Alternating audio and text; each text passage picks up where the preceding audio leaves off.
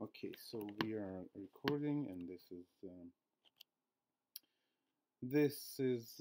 studies of the Sefer Yetzirah with commentary of the haGra. So, in regards to Ari Kaplan, yes, it's very uh, like it's an experiment of a book. You know, Ari Kaplan had his own agenda of developing techniques for Jewish meditation, and it was a big part of his efforts to establish some kind of a new approach to Jewish meditation. So, so he wrote this the whole entire book about Sefer Yetzirah as as an attempt to create a certain school of meditation on Sefer Yetzirah, but I don't really see um, that this attempt was successful. Okay, it wasn't successful. Like there is no any movement or any like continuation to this effort, to this attempt. No like people who use it really for meditating on Sefer Yetzirah or like whatever.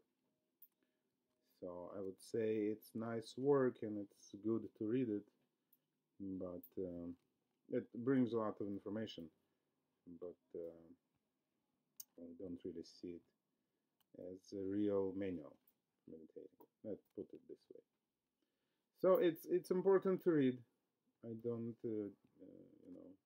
for me it's also an important source of information and some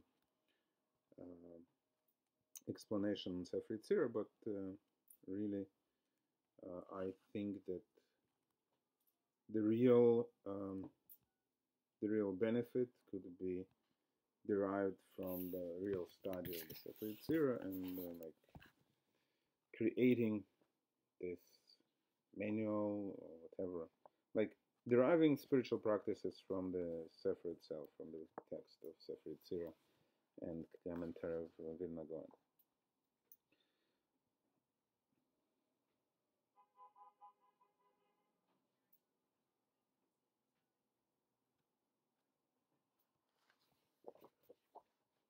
So we'll see. I don't know. I never. Maybe I learned this commentary. Maybe I didn't. So like, and I strong believer that like through the studying of the Torah, Hashem sends the message that you need to hear.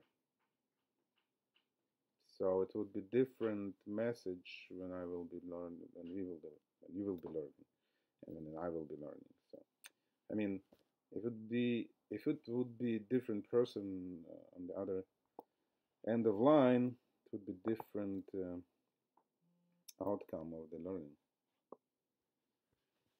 Okay, so, and this is the best approach that I can recommend, that you like really treat it as a personal message to you, and open yourself and be receptive to take whatever is sent. All right. Okay. So, being said all this, let us begin.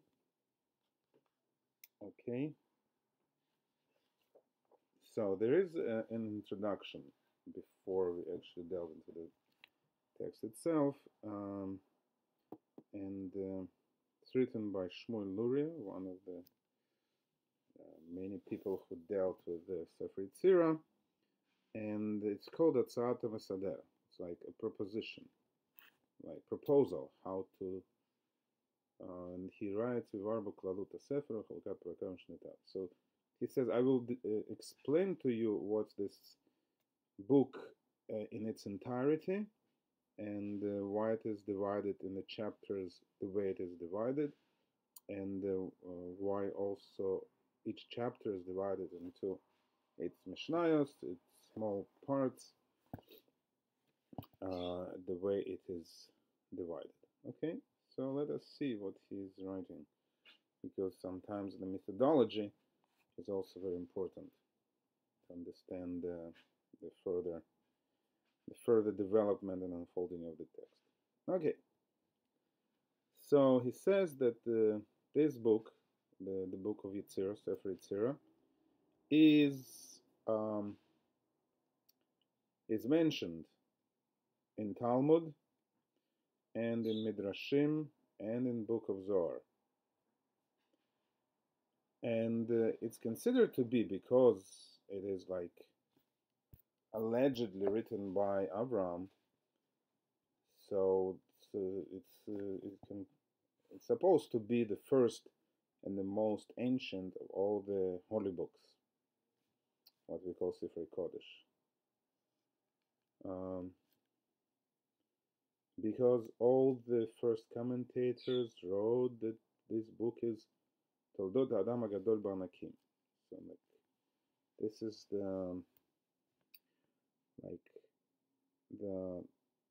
the fruits of the greatest of giants.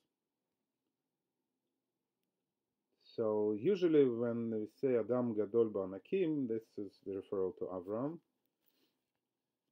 and it is also very helpful to to picture in front of your eyes the image of Avram. Not the physical image, but just to gather all the notions that you have about Avram, and try really to see that he is teaching us. All right, this is really also helps a lot. Okay, so there are some people that also say that this book was written by Rabbi Akiva.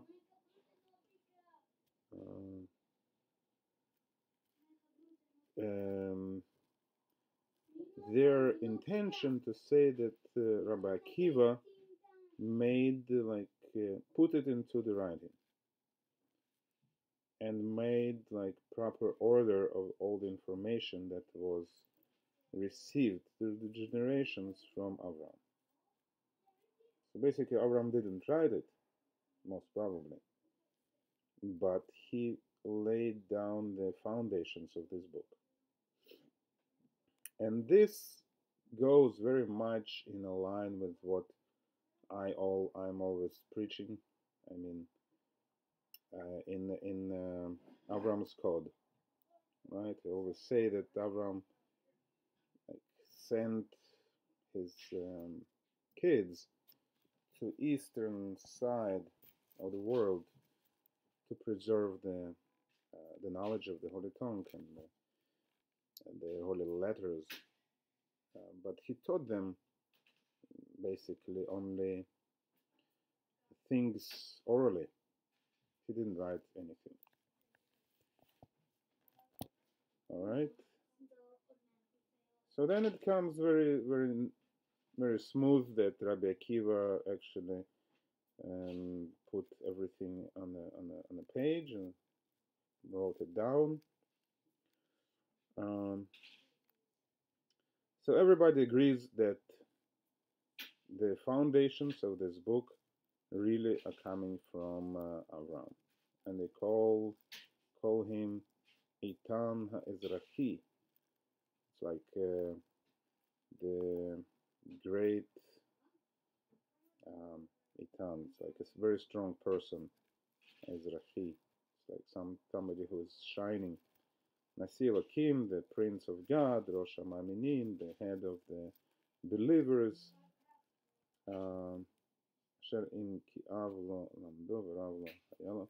So Abraham, he didn't have father who taught him any kind of this knowledge, and he didn't have any master to teach him. And so what does the tradition say? That two of his kidneys became two of his teachers, two of his rabbonim, two rabbis. Mayu novim naharei nachale adanim. Me'atuna. So the kidneys became like they started to um,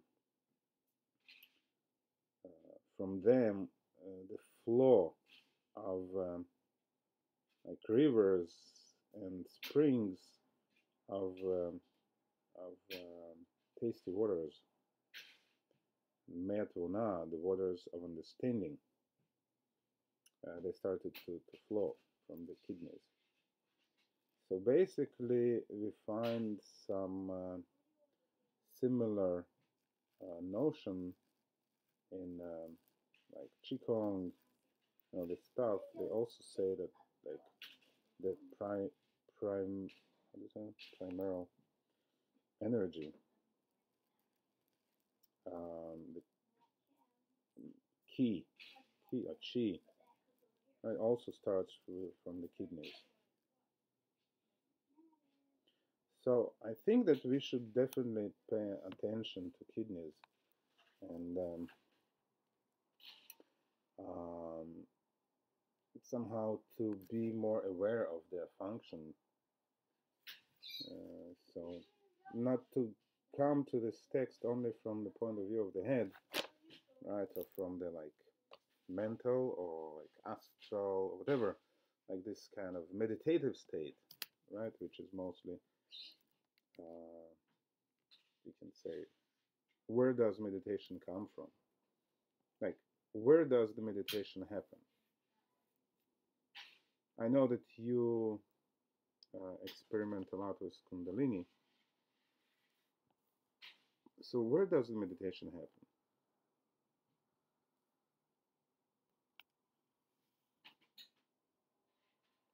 Within where?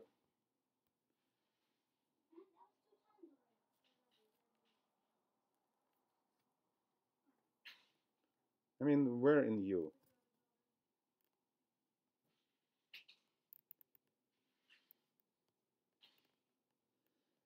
Is it in head?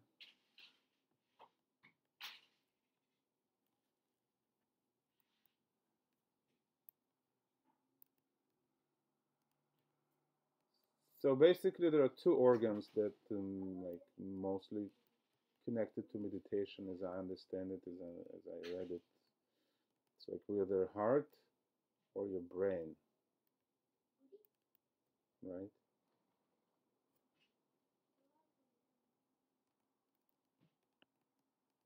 Um,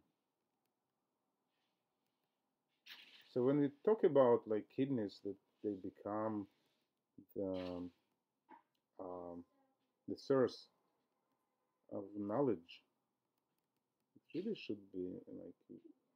I mean, I didn't, I didn't, neither I started experiment with kidneys, and I still don't know how to do this. Um, but definitely understand that it's like should be somehow we need somehow to work with kidneys. We need to understand. Maybe we need to learn more about their function. Like I really see that when we want to learn something, I mean, when we are really interested in understanding something, the sources will be provided to us from whatever side, and I don't care from where. I mean, so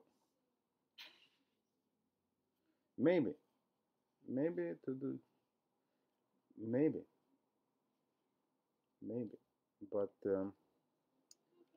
um, you know that in ancient like Babylon and before that, in ancient, it's called Chaldees, um, they actually used some kind of it's called divination, right? Um, they would sacrifice a lamb, let's say, and then they would examine the kidneys, and by the state of kidneys, shape, and all like abnormalities of the shape and of of the whatever can happen to kidneys. They would predict different events of the future. I have no idea, but this practice was like very long existing, and like I read that the archaeologists found like 32 different clay imitations of kidneys that were definitely like they but it's inscribed with information about this particular like all of them were differently deformed, like imitating the shape of the kidney that could be present, and each like was inscribed with a certain information that that would be relevant for that shape of kidney. And why I'm so why I'm why am I talking so much about the shape of kidneys? Because as I read, there was 32 clay imitations, and interestingly enough, the Sefer Yetzirah starts with 32, with the number 32 as well. So this is like, I would say this is like a koan, if you know what koan means. The word koan, no?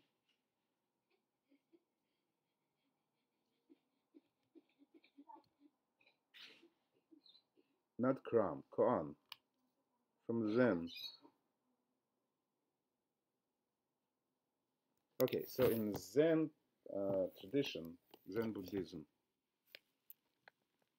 they have this like practice of meditating, I mean like of contemplating on a certain paradoxical statements that like need that ultimately lead a person to enlightenment.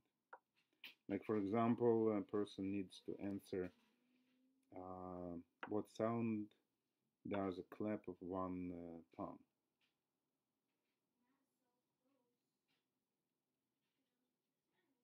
All right. So this is like, as you understand, like sound like of clap should involve two palms, right? But if what if there is only one palm? What sound does it produce? So yeah, this is like this is an example. It's classical koan. It's a paradox that needs to be contemplated like many times, repeated many times, and contemplated like something that cannot be uh, grasped grasped in one attempt. It has too many sides into it that you need to go through. They're all in order to grasp the many multi-dimensional picture of the meaning of this question, of this piece of information. So this is the same. Like I mean, 32, it's a link that connects two things, right?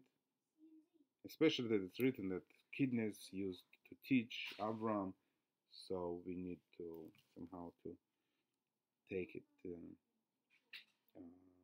in consideration that at least shape of kidneys was used for divination in the time when Avram lived.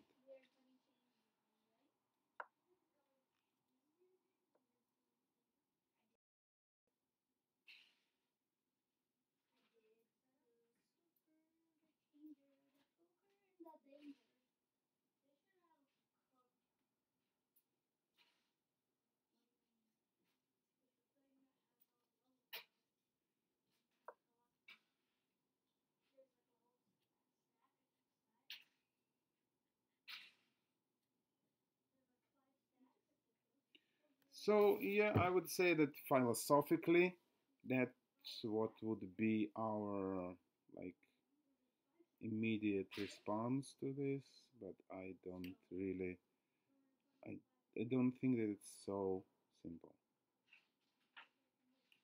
I mean, if we would be living during the time of, yeah, like philosophical age, right, when everybody was talking about intellectual understanding, then yes, that's what would be saying, and that would be enough. But today, I believe that we need to be much more attentive to, much more inclusive, because the human um, humankind, we accumulated a lot of knowledge about different functions of kidneys, like both medical and metaphysical. So um, from from the medical point of view, I would say kidneys, they play a role not only as like a filter, right? Not only responsible for water balance in our um, organism, in our body, and besides water balance in itself, this is like great topic to contemplate on, because we are mostly water. So um, what I want to say, it's like in this sense we can see kidneys as really something that formats our body. If we are mostly water, and all the water that in our body is being filtered and purified through the kidneys, so they take a certain role in forming a shape of our body at all. So they're like creative, like formative organ that that like like forms our body.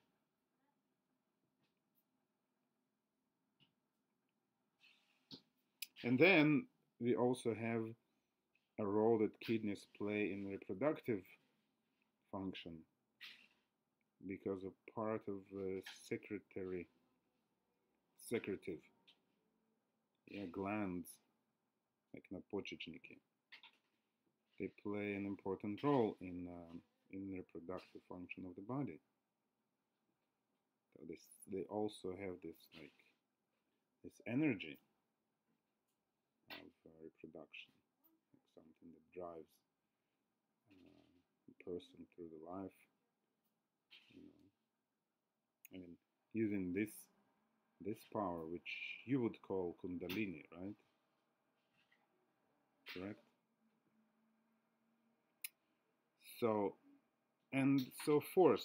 So I mean, like we need really to investigate more thought into like and investigate also the practices that are connected to kidneys. Like in qigong, they like use to to rub the back where the kidneys are, just to how do you call it? Awake the chi energy that are in kidneys, and there are some other practices which I think should be really considered and maybe incorporated when we start this work with Sefer Yetzirah.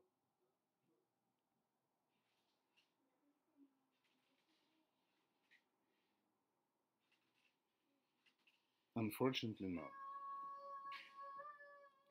And as I can see, like there is there are very little there's very little information about body-oriented practices in Judaism at all. Whether what body-oriented practices, and whether it's because they were secret practices, or like you cannot explain them. Like I mean, also in yoga, I guess. I mean, from the classics of yoga, like Giranda Samhita or something else, uh, they they give you some kind of very blur description of asanas, and then it went like through many years, like hundreds of years, to be polished and to be present in a clear form, in clear like instructions how to do them. And like they had a lot of depths of like hatha yoga in practicing them, like until they came up finally with some clear instructions. And yet they have many different rules that explain asanas in different ways. So we didn't like we were under oppressions all the time, and we didn't have quite a quiet time to develop a clear understanding of these body-oriented practices. So, despite the fact that we have, as just we saw that like it's written, just black on white, that he used his kidneys like two rabbis. But then many people would say, okay, so today we have rabbis and we don't need kidneys. I don't think that this is right. Um, I mean, if it's written that he used his kidneys, we need to follow his example and to find the proper use to our kidneys. To feel the same feeling of like our kidneys being the source of some flow, whatever, call it whatever, but call it kundalini, call it anything, but it should be really happening inside of our being.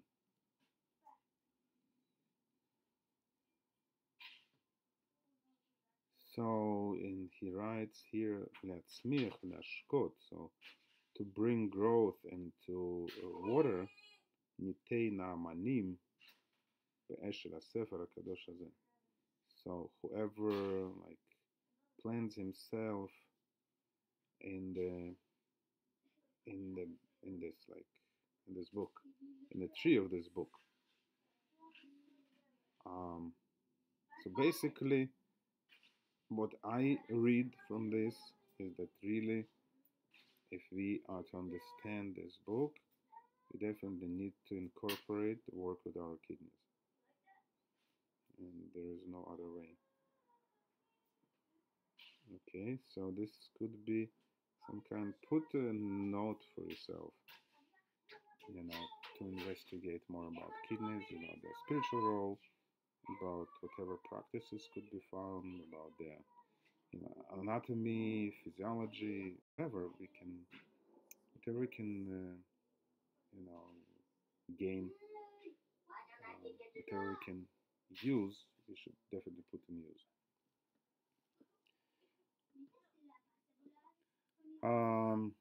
As it is written in the Zohar, right? Ilana Natavram. So that Avram planted a tree. And it's so cool that we read it and we learn it today, that today is to Bishvat, the new year for the tree. Pirush Ramaz, Shakona, Sefer Yetzirah. So actually the tree that Avram planted is this book, Sefer Yetzirah. So Rosh Hashanah for the tree. So if it's a tree of Avram, then this is like this is the holiday of Sefer Yetzirah. That's cool. Okay. So in the shadow of this book, all the comers, all the seekers will come and will find shelter under the wings of Hashem. It's also like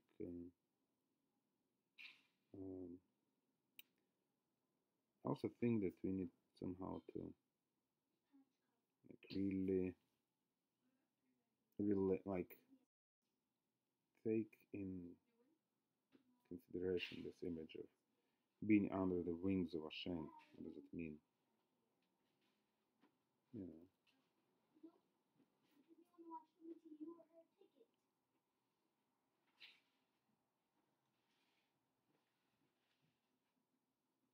Yes, yes, yes, yes, yes, yes.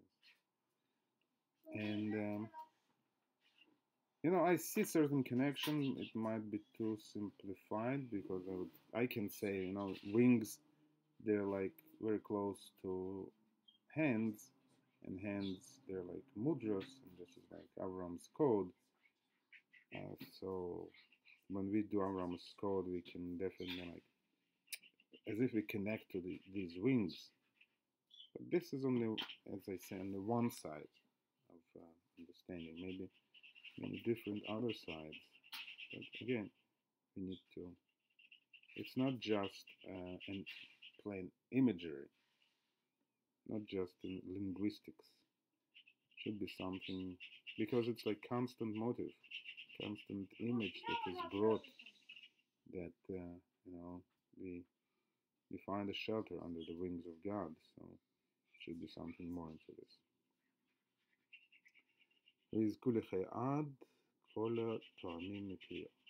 And whoever tastes its fruits will have eternal life.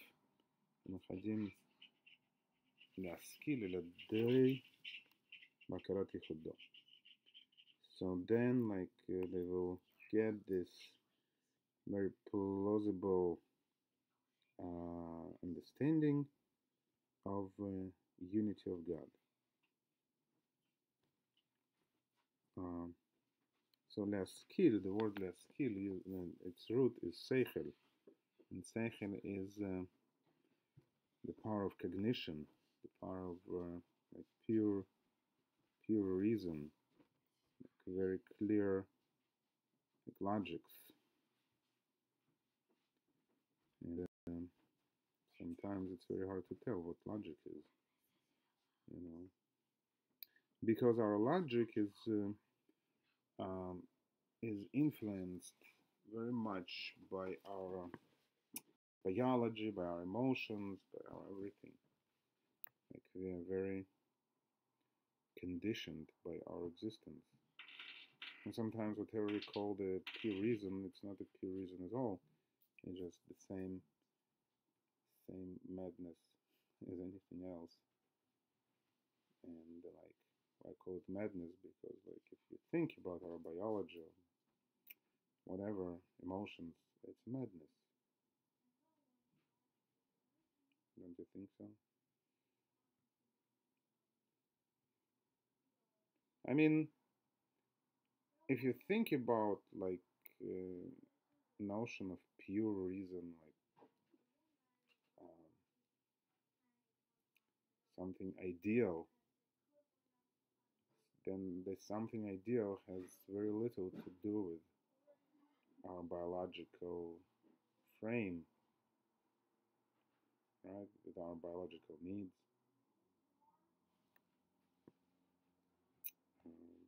with our emotions. No room for emotions if you're talking about on the like really transcendental, like pure reason, right?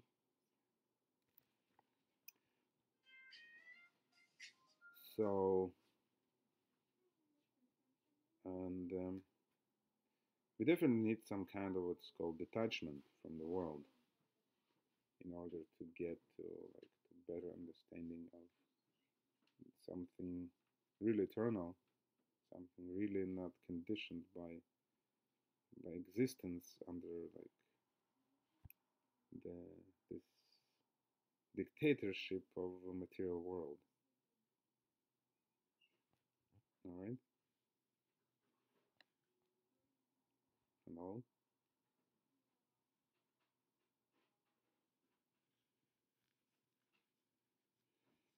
Yes, and contemplating in Sefer Yetzirah definitely helps a lot, like to detach ourselves from like being slaves to the material world, right? Because if you're slaves of the material world, you're not able to understand the unity of God, because God's power creates everything, and in essence, everything is an illusion, as we know. Even from the scientific point of view, it's like whatever you look at, it's like almost does not exist. The matter itself, it's like there's nothing over there. If you compress all the, you know, atoms into like, you know, press them one to each other like marbles in your hand, then anything would be like just really it's very, very, very, very tiny pile of dust, whatever, like even like just really nothing. It just it just energy, just powers that inflate. Like yeah, it's really everything is inflated by by the energy, by something like unexplainable. You know, I don't know how much of physics do you know, but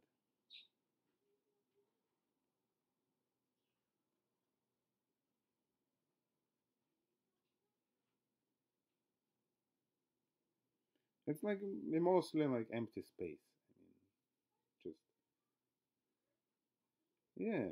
So if also you can read a little bit about this, but it's really like nothing, like empty space, just a shape somehow.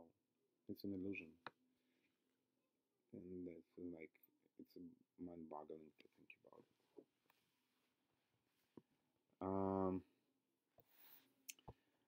So Abraham relied on this unity of God when he was thrown into furnace of fire in Ur Kasdim. Right? This story you know, right? Not that he jumped, but he was thrown into fire, and yeah, and he was protected by God. I mean, when probably when you really detach yourself from the from this illusion and you connect yourself to the unity of God, and probably nothing can affect you. I would think so. I mean, I'm still pretty far from this, but that's how I understand it.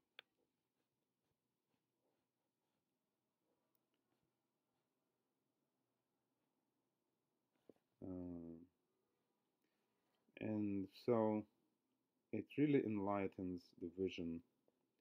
Um, this book, again, Sefer Yetzirah, enlightens our vision to see the reality of the greatness of God um, that shows Hello So it's like um, that fills all the creatures of the world. And the Sefer Yetzirah divides this world into three planes. Like it's called Olam, Shana, Nefesh. Olam is kind of, let's call it for now. Olam is world, Shana is year, and Nefesh is soul. Or like we can call like Olam is like space, Shana is time, and Nefesh is human existence. They're all like consciousness, I would say awareness probably. Okay, but embodied awareness.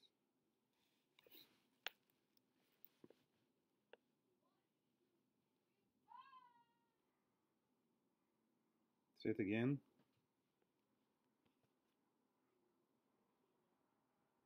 Oh, like there are like so Sefer Yetzirah actually tells us to develop awareness to all three dimensions. I mean, three planes of the existence, like Olam, Shana, Nefesh. Not only our like embodied awareness, but also like awareness to time, awareness to space, and awareness to yearly changes. I mean, um, it's kind of like being a witness to the world, being a witness to year. I mean, to see these changes and attribute them to the right source. And not only like to see, oh, it's winter, oh, it's spring. So what? What is like? So what is that? It is spring and winter and summer. What does it mean? Like, what all these changes? Um, what is their role? What is their like significance? Like when we are able, to witness them, to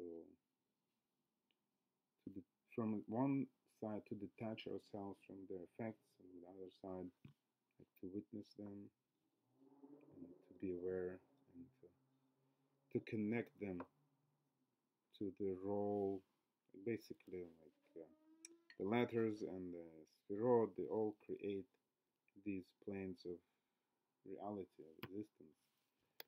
So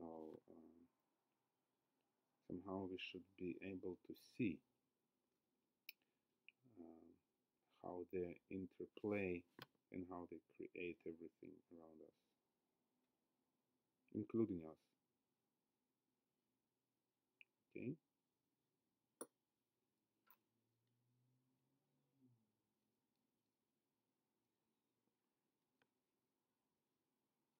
Correct. Correct. That's exactly that. By studying this book, we will have new levels of awareness to these like different planes of reality. Let's say different experiences, because like we can experience our body, right? We can experience our awareness, um, even though that we like when we start, we are not that aware to our body as much, right? Uh, Imagine just like people weren't aware to the shape of their face in previous times. They didn't have mirrors. So, like, just imagine living without the mirror. How would you know what do you like? What do you look like? It's like it's crazy, right? Like without the mirror, you don't know who you are. What do you look like? That's crazy, right? So, um, so the same way we are not aware even to our body if you're not working in it. You're not aware, definitely not to year, not to the world, what happens around. Okay, so let's continue. So he says that every plane of existence has um, the mark of 32 paths of wisdom and 22 letters of alphabet. And all these marks, they testify and they say that Hashem Echad U'Shmo Echad, that God is one and His name is one. Um, and through this book, through the light of this book, this holy book, Nidcha Kol Cheshchat HaTohu, Asher Shemesh Be'olam Ad Yamav. So all the darkness of Tohu. Tohu is like, how to say it? Um, it could be confusion. It could be,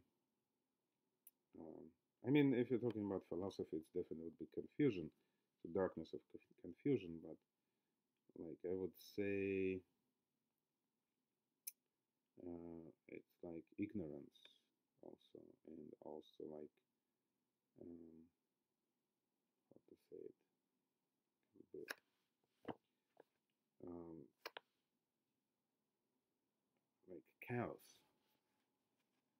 like the darkness of chaos, it, chaos that used to be in the world until around.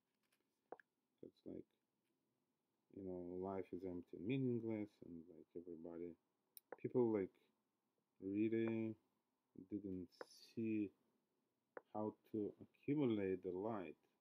The Tohu also means like uh, the ability to like in a Kabbalah, we're talking about world of Tohu, and Tohu, this is like world of the shattering of the vessels. So as a result of shattering of the vessels, we are not able to accumulate light and to grasp it and to hold it, to contain. When the vessels are shattered, like we're no longer able to contain the light.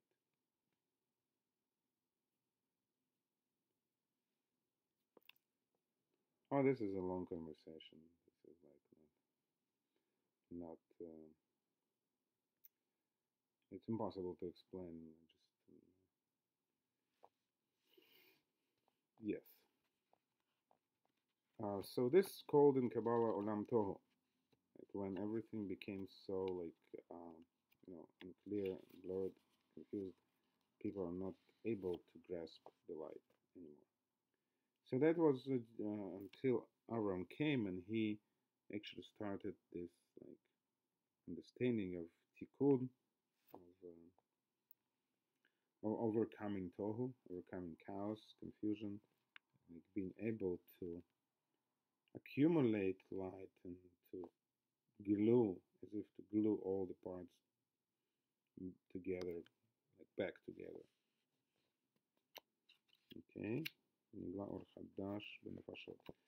and that's why in souls, in people's souls, we were able, starting with Avram, we were able to experience a new light.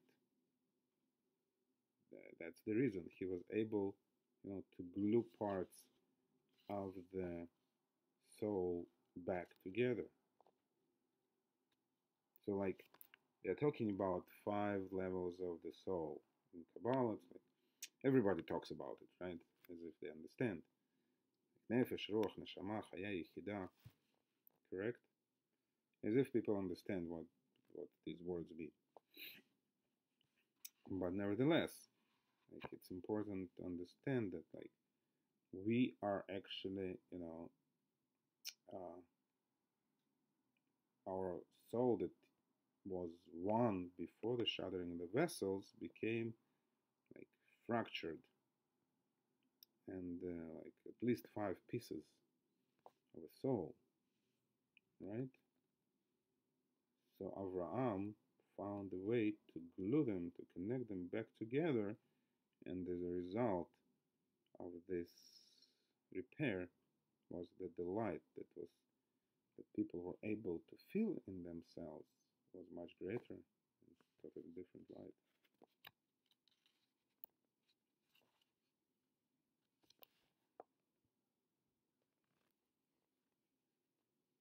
He he he made the whole process of fixture um, available to people, so people got some hope, and they do something and they can really like build them build themselves for a new height.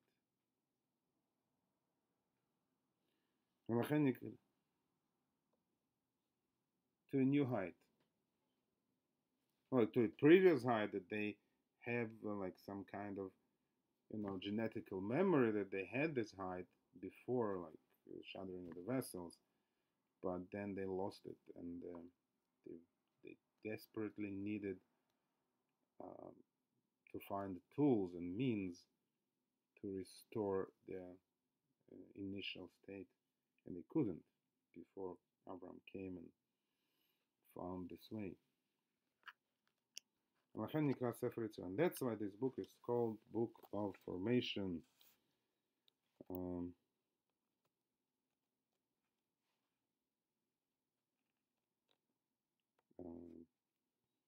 לא לבד לפי צורתו שמדבר בסודות היצירה, not only because like it talks about the secrets of formation of this world, right? Of like actually giving the shape um, and relations between the objects in this world, but also כי גם לפי תכליתו. Also the goal of this book. What's the goal of this book? Not just to entertain us by revealing for us some secrets of the world, but also it has some goal. And what is this goal? כי על ידיו יוצר לב טהור ורוח חדשה לכל המעיינים ומשכילים בו לדעת את השם. So that this book, when you study it and you understand it and you practice it, it creates a pure heart and a new spirit to know God. All right. So like that, as I said, like we take, like we became aware of the parts of our soul, and we connect them together through this book. And then we definitely create a pure heart and new spirit. That's very clear. Yep. Okay. Yeah. So we'll continue. Yes. Yes. So just two notes that I wanted you to take to learn something about this quantum physics, whatever, like what, how much we are like taking place in this world, what we are, like what's the nature of matter for this matter, okay, and also kidneys, whatever you can find, whatever you can find about kidneys, anywhere, okay. All right, great. You too. Happy to be Bishwat. Bye. Bye.